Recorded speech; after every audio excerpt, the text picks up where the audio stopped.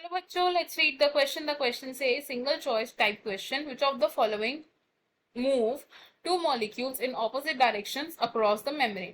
Option 1 symporter, option 2 antiporter, option 3 uniporter, option 4 both 1 and 2. हमसे पूछा गया है कि गिवन ऑप्शंस में से कौन दो मॉलिक्यूल्स की मूवमेंट को परमिट करता है in opposite direction across a membrane. तो इस क्वेश्चन में अगर हम बात करें कि कॉन्सेप्ट की, the key concept will be facilitated diffusion. Facilitated diffusion. Facilitated diffusion को हम कैसे डिस्क्राइब कर सकते हैं? It is the movement of substances across a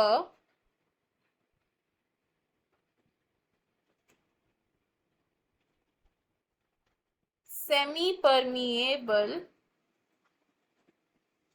membrane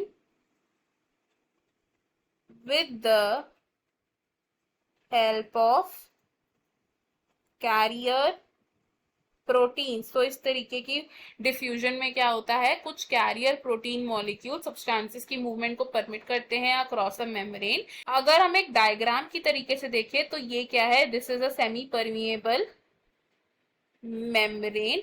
ये क्या है, this is the carrier proteins जो चैनल्स फॉर्म करते हैं for the movement of substances. अब अगर मेम्ब्रेन के थ्रू एक सिंगल मॉलिक्यूल पास ऑन हो रहा है टू द अदर साइड, इसको हम बोलते हैं यूनिपोर्ट. तो यूनिपोर्ट है जब movement of one molecule take place across a membrane protein. And कुछ कैरियर प्रोटीन्स ऐसे होते हैं तो मूवमेंट को तभी परमिट करते हैं दो मॉलिक्यूल्स ही मूव करे across a membrane at same time. और अगर ये मूवमेंट हो रही है इन ऑपोजिट डायरेक्शंस, जैसे कि इसमें है इन